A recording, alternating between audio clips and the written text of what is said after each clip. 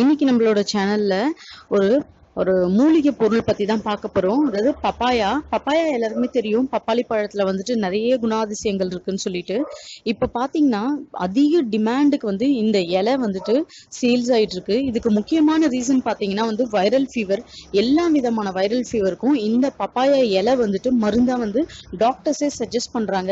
ஏன்னு பாத்தீங்கன்னா ரீசெண்டா டெங்கு ஃபீவர்ஸ் வந்து எல்லா இடத்துலயுமே வந்து குளிர்காலங்கள்ல அதிகமா வந்துட்டு இருக்கு.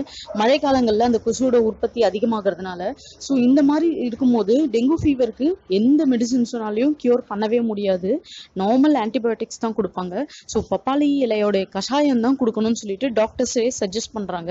ஆனா எவ்வளவு பேர் வீட்டுல வந்து மரம் வளர்க்குறோம் அப்படின்னு எல்லாருக்குமே தெரியும். அதுவும் பப்பாளி மரம் கண்டிப்பா அது இருக்குமான்னு சொல்லிட்டு ஸோ எல்லாரும் ஒரு வாட்டி ஒரு இடத்துல போயிட்டு பறிச்சுட்டு வர முடியாது. இது ஈஸியா அவைலபிள் ஆகுற மாதிரி நம்ம ரெடி பண்ணி கொடுத்தோம்னா கண்டிப்பா இதை வாங்குவாங்க. இது பாத்தீங்கன்னா தூத்துக்குடி அந்த மாதிரி இடத்துல எல்லாம் நிறைய வந்துட்டு பப்பாளி இலை வந்து உற்பத்தி பண்றாங்க. ஒரு கிலோ பாத்தீங்கன்னா உங்களுக்கு 50 ரூபா 45 ரூபா அந்த ரேஞ்சுக்கு இருக்கு. இலையோட சைஸ் பார்த்து இலை முத்தி போனதா என்னன்றத பார்த்து அதோட பிரைஸ் வந்து இருக்கும். ஸோ இதை என்ன பண்ணணும் அப்படின்னு பாத்தீங்கன்னா இந்த இலையை வாங்கி நார்மலா வெயில்ல நீங்க ஒரு 1 டே மட்டும் உலர்த்தி வச்சா போதும். அது நல்லா வந்து காஞ்சிடும். காஞ்சிடுச்சுன்னா அதுல வந்துட்டு பாத்தீங்கன்னா உங்களுக்கு வந்துட்டு கெட்டு போக பாசிபிலிட்டி கிடையாது. நீங்க நிழல்ல தான் அதை உணர்த்தணும். நிறைய வெயில் இருக்கிற இடத்துல அதை பண்ணிட்டீங்க அப்படின்னா அதோட வந்து நேச்சுரல் எஃபெக்டே வந்து போயிடும். அதனால நிழல் இருக்கிற பக்கமா அதை உணர்த்தீங்கன்னா நல்லா வந்து அது கொஞ்சம் முறன்னு ஆன மாதிரி ஆயிடும். அதை கையிலேயே கொஞ்சம் க்ரஷ் பண்ணி ஒரு சின்ன சின்ன பேப்பர் பேக்ஸ்ல பேக் பண்ணிக்கோங்க. 100 கிராம் 200 கிராம் அந்த மாதிரி 1/4 கிலோ அளவு பாத்தீங்கன்னா நீங்க கிட்டத்தட்ட 300 ரூபா கிட்ட ஆகுது. அது 250 இருந்து 300 ரூபா வரைக்கும் பிராண்டுக்கு ஏற்ற மாதிரி சேல்ஸ் பண்றாங்க. நீங்க சூப்பர் மார்க்கெட்ஸ், அதுக்கப்புறம் பாத்தீங்கன்னா நார்மல் வந்து ட்ரக் ஸ்டோர்ஸ் இருக்கு பாருங்க, அதாவது மெடிக்கல் ஷாப்ஸ் அந்த மாதிரி இடத்துல, அப்படி இல்லாம நாட்டு மருந்து கடை இந்த மாதிரி இடத்துல நீங்க பேக் பண்ணி அதை இலை வடிவமாவே இருக்கணும். பவுடர் கொடுத்தா ஓகே தான். பட் என்னன்னா நம்ம கொஞ்சம் இலையாவே கொடுத்தோம்னா மக்கள் யூஸ் பண்ணும் போது அவங்களுக்கு அது சாட்டிஸ்ஃபைடா இருக்கும். அதை தண்ணியில போட்டு அவங்க கசாயம் பண்ணும் போது அவங்களுக்கு அந்த இலையாவே ஃபீல் இருந்ததுன்னா அதோட ஒரிஜினாலிட்டி தெரியும். ஏன்னா இப்ப எல்லா இடத்துலயுமே கலப்படம் வந்துட்டதுனால எந்த பொருளுமே வாங்கி யூஸ் பண்ண எல்லாருக்குமே பயமா தான் இருக்கு.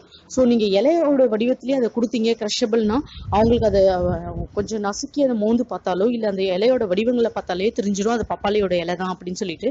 ஸோ அந்த ஒரிஜினாலிட்டி அப்படியே இருக்கட்டும் அப்படின்றதுக்காக தான் கொஞ்சமா கிரஷ் பண்ணி மட்டும் அதை பேக் பண்ணுங்க அப்படின்னு சொல்றேன். அளவு மட்டும் கரெக்டா பாத்துக்கோங்க. இப்ப குறைஞ்சது பாத்தீங்கன்னா 1 கிலோ நம்ம வாங்குறோம் 50 ரூபாய்க்கு அப்படின்னா நம்மளால வந்து 1 கிலோ அளவுக்கு அதோடைய பவுடர் எடுக்க முடியாது. மேக்சிமம் பாத்தீங்கன்னா ஒரு 300 கிராம் 350 கிராம் அவ்வளவுதான் நம்ம பவுடர் ஃபார்மேட்லயோ இல்ல கிரஷ் பண்ணி அதை பேக் பண்ணும் போது வெயிட் வரும். ஏன்னா காயும் போது அதோட ஈரத்தன்மை கொஞ்சம் உள்வாங்கி அது வந்துட்டு வெயிட் வந்து கம்மியாக தான் ஆகும். ஸோ ஒரு 50 ரூபாய்க்கு வாங்குறோம் அப்படின்னா ஒரு 10 ரூபாய்க்கு அது வந்து பேக்கிங் செலவு எல்லாமே நம்ம மார்க்கெட்டிங் இதெல்லாம் போட்டோம் அப்படின்னா கூட 60 ருபீஸ்ல நம்ம தாராளமா அதை பேக் பண்ண முடியும். 60 ருபீஸ்ல ஒரு 250 கிராம் பேக் பண்ணாலே போதும். நமக்கு 250 ருபீஸ் கிட்ட நம்மளால சேல்ஸ் பண்ண முடியும். குறைஞ்சது வந்து நம்ம 200 ரூபாய் ஒரு பேக்கெட்க்கு லாபம் எடுக்க முடியுங்க. கண்டிப்பா வந்து இந்த ப்ராடக்ட்டை நீங்க ப்ராப்பரா ப்ரமோட் பண்ணீங்கன்னா ஈஸியா இது சேல்ஸ் பண்ணலாம். இது ஆன்லைன்லயும் நீங்க சேல்ஸ் பண்ணலாம். இது ஃபுட் ப்ராடக்ட்ஸ் நீங்க எடுத்துக்கிறீங்க அப்படின்றதுனால இது FSSAI கண்டிப்பா வேணும். இதுக்கு FSSAI நீங்க எடுத்துட்டீங்கன்னா இதை தாராளமா அமேசான், ஸ்னாப்டீல், ஃபிளிப்கார்ட் நீங்க just papaya leaf powder, papaya dried papaya leaf அப்படின்னு நீங்க அமேசான்ல டைப் பண்ணி பாருங்க என்ன பிரைஸ்க்கு இது சேல்ஸ் ஆகுதுன்னு உங்களுக்கு தெரியும். ஸோ பேக்கிங் மட்டும் பப்பாளி இலை வர மாதிரி போட்டு நீங்க ஜஸ்ட் உள்ள கவர்ல பேக் பண்ணி நீங்க ஒரு கம் மாதிரி ஒட்டிட்டு நீங்க பேப்பர் கவர்ஸ்லேயே பண்ணுங்க. நீங்க வந்து பிளாஸ்டிக் கவர்ஸ் யூஸ் பண்ண வேண்டாம் இதுக்கு. ஸோ அந்த மாதிரி நீங்க பண்ணாலே போதும். தாராளமா இது சேல்ஸ் ஆகுங்க. ஈஸியா நமக்கு கிடைக்கிற பொருள் வச்சு எப்படி இந்த பிசினஸ் பண்ணலாம் அப்படின்னு தான் சொல்றேன். இது பெனிஃபிஷியலும் கூட. நிறைய இடத்துல பப்பாளி இலை அவைலபிளா கண்டிப்பா இல்லை. நீங்க ஒரு பிசினஸா பண்றீங்கன்னா 4-5 இடத்துல பார்த்து எந்த இடத்துல ஹோல்சேல்ஸா கிடைக்குதுன்னு வாங்குவீங்க. ஸோ அந்த மாதிரி வாங்கி நிறைய ஃபெர்டிலைசர்ஸ் எல்லாம் யூஸ் பண்ணாம ஆர்கானிக் இலைன்னா இன்னும் பிரைஸ் அப்படியே டபுள் இந்த மடங்கு. இது 1 கிலோ வந்து 800 ரூபா 900 ரூபாய்க்கு விற்கிறாங்க அப்படின்னா ஆர்கானிக் லீஃப் வந்து அப்படியே 2000 ரூபா.